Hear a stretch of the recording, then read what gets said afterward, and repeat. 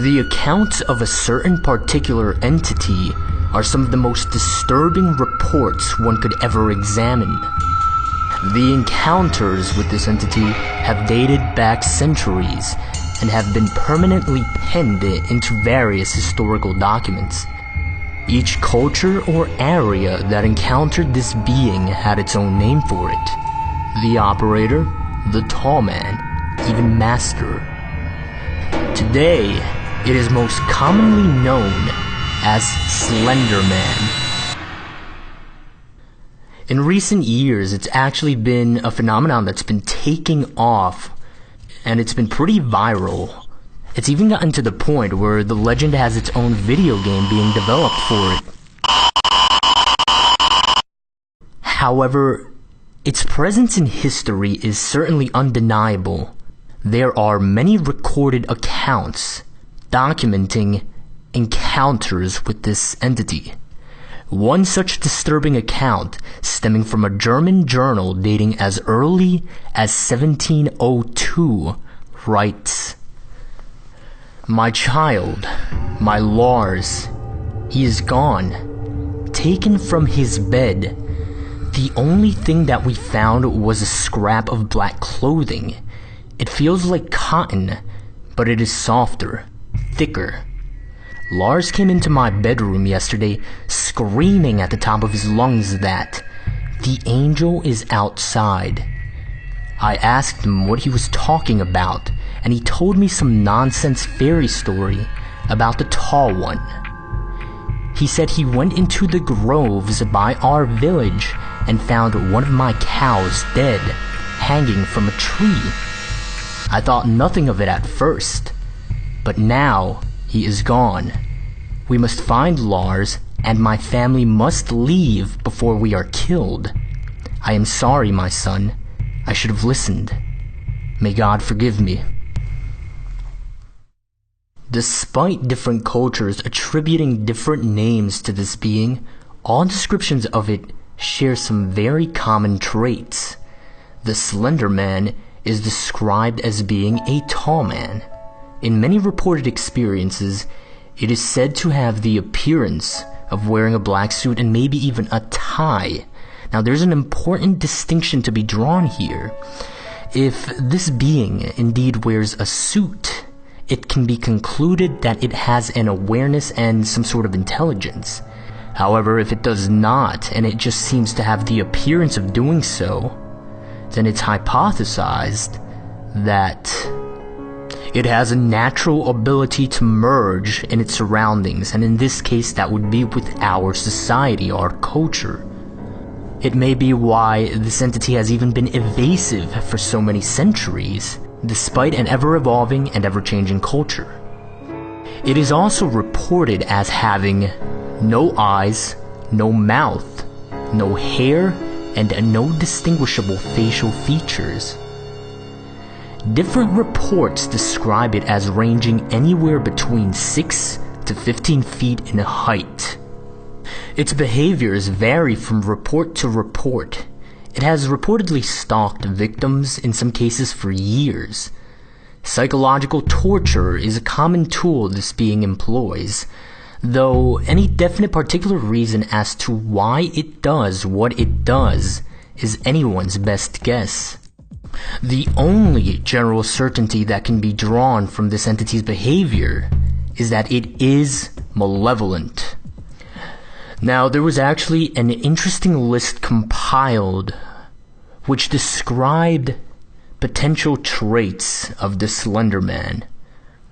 This list was compiled after there were a number of burning buildings with unknown causes that had several deaths and a few surviving witnesses. Now, these traits are listed in a sort of chronological order, and this is what that list says. Slender Man will find interest in a victim for reasons unknown. It would then contact the victim, and if it is a child, it'll present itself as friendly. The adults he stalks have a common trait. They have all been through a terrible tragedy in their life, even if the tragedy was made by Slender Man directly.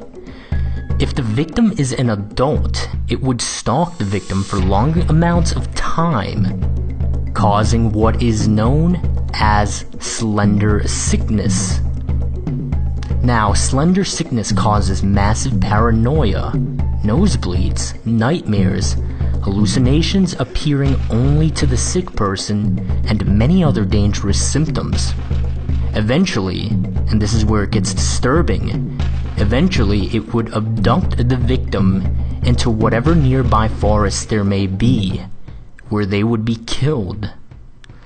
In messy cases, it may remove evidence of its existence by causing fire of their home, place of work, or school. Now here's one of the more recent findings about Slender Man, and this can get pretty disturbing. Slender Man uses, or is at least thought to use, what are called proxies. Now these proxies, they are people that behave in really strange ways. Oftentimes it is described as if they behave in ways that make them appear as if they are possessed. It is a kind of psychosis. However, it is unknown whether this psychosis is simply them speaking for themselves, or if it is actually Slender Man pulling the strings. In its most generalized form, you can consider these proxies insane individuals that are apparently under its control or influence. Now this is because these proxies tend to act based on what this entity might want or need, sort of like servants. Now the idea is that these people do all the physical interaction for it. Quite significantly here is the idea that they might even destroy or even leave evidence for it. They may even serve as sort of a communication medium, which is really disturbing considering the potential forms of media that they can communicate through. Because this includes creating any sort of electronic media to communicate with whomever they might feel the need to. So it might be possible that there are videos or files out there with communication from it. This idea, it kind of brings you as close as possible to this, as directly as possible as you can get. One final point, you cannot choose to be a proxy. There are reports or accounts in which people have tried where they've wanted to, but it doesn't work that way. In short, it chooses you, you do not choose it. And that, I think, is probably one of the scariest aspects of this entire thing. Apparently there are organizations tracking it, however not much is known about this as one would suspect. In fact, it's even to the point where one of the organizations is literally just called the organization.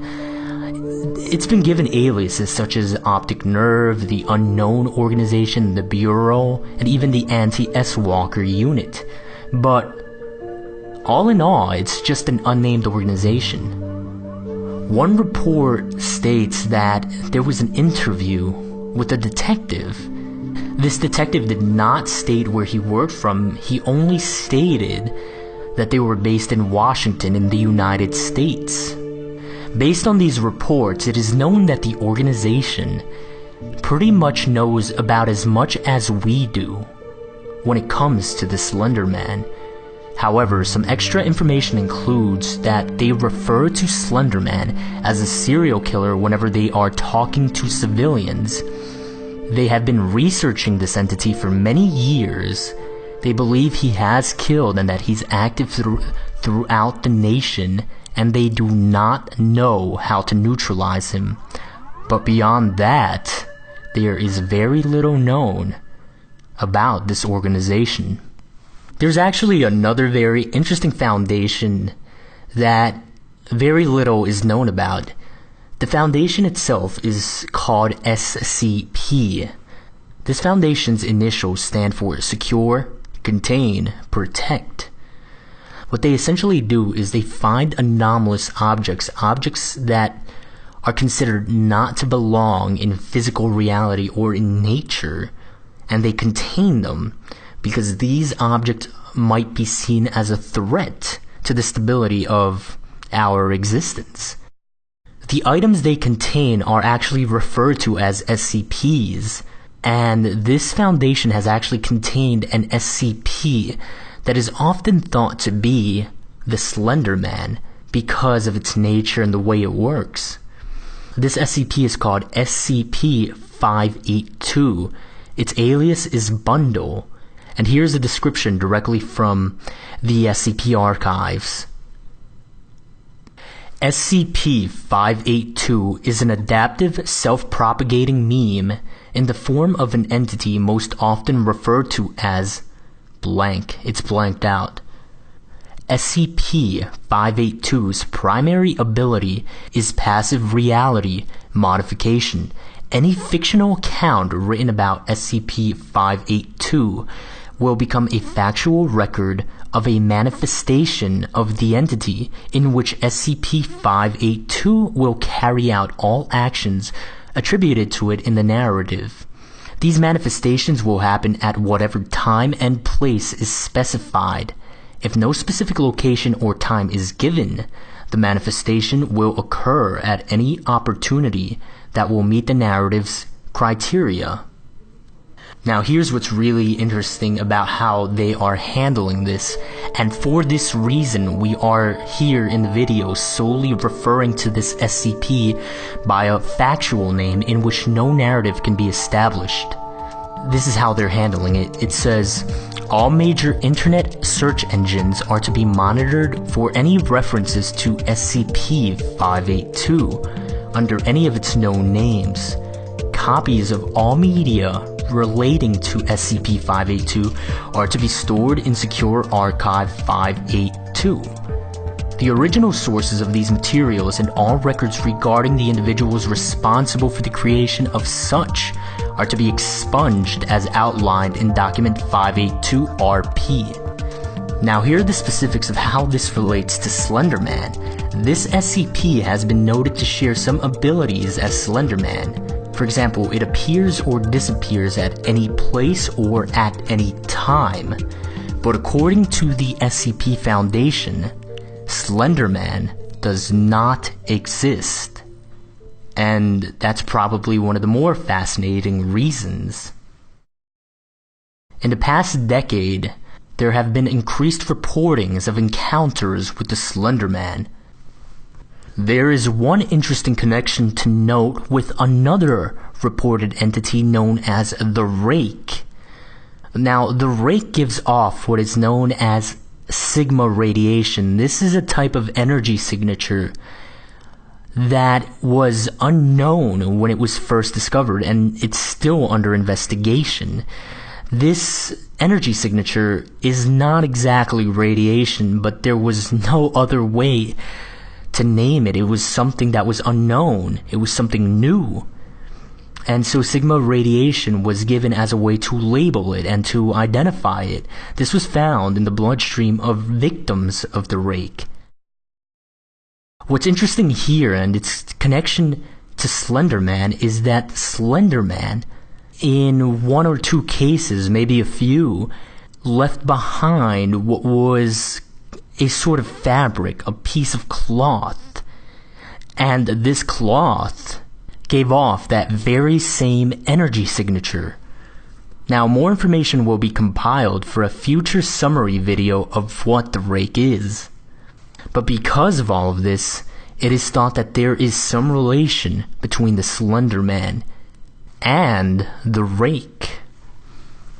There have even been mentions of a modern cult who worships the Slender Man, who see him as some sort of holy being and that his actions are a blessing. The Slender Man is certainly one of the most notorious entities in existence. Quite possibly the most disturbing aspect of investigating the Slender Man is the inexact nature of its origin. Its malevolent, mysterious nature is one that garners a lot of deserved attention. This is what we know so far. There is still much to learn. New information is acquired and new hypotheses posed as further investigation is done. However, the costs of the little we find out are great, for there have been a startling number of victims and disappearances in recent times.